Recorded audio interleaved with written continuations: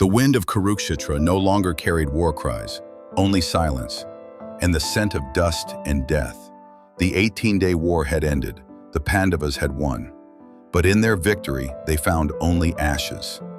Everywhere they looked, fathers, sons, friends, all gone. The field that once glittered with armor was now a graveyard beneath the sun. When the brothers returned to Hastinapur, no songs were sung, no flowers adorned the gates, even the thrones seemed to weep. King Dhritarashtra waited for them, the blind father who had lost every son. As Yudhishthira knelt before him, Dhritarashtra embraced him, and for a moment, forgiveness seemed possible. But pain has its own truth. The old king's hands trembled with rage, for behind that embrace was a heart broken by grief. Vidura stepped forward. Anger cannot rebuild what fate has burned. And slowly, the king let go. Outside the city, on the plain of arrows, lay the grandsire Bhishma, his body resting on a bed of steel, waiting for the right moment to die. The Pandavas came to him one last time.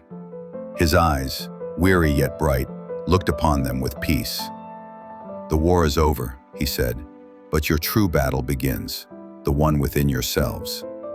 For days he spoke of duty, truth, and governance, words that became the foundation of dharma for generations to come. When the sun began its northern journey, Bhishma smiled and said, "Now I shall rise." And as the wind whispered through the field, the guardian of Hastinapura breathed his last.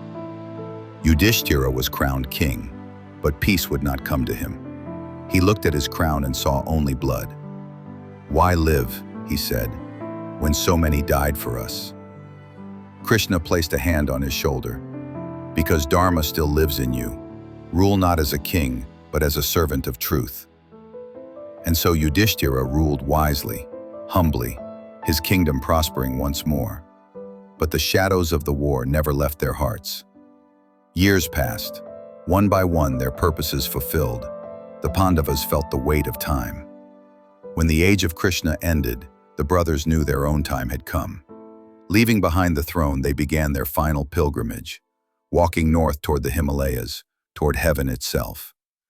At every step, one brother fell. Nakula, then Sahadeva, then Arjuna, then Bhima. Only Yudhishthira walked on, steady, silent, a dog following faithfully beside him. At the gates of heaven, the gods appeared and said, "Enter, O king, you are pure." Yudhishthira looked down at the dog and said, "He has been my companion. I will not abandon him now." The dog transformed, and before him stood Dharma, the god of truth. Smiling, he said, "You have passed every test, my son. Welcome home." Thus ended the Mahabharata, the story of men and gods, of pride and forgiveness, of war and awakening. The throne turned to dust, but the lessons remained. That even in the darkest battle, the light of truth never dies. And that is the legacy of the Mahabharata.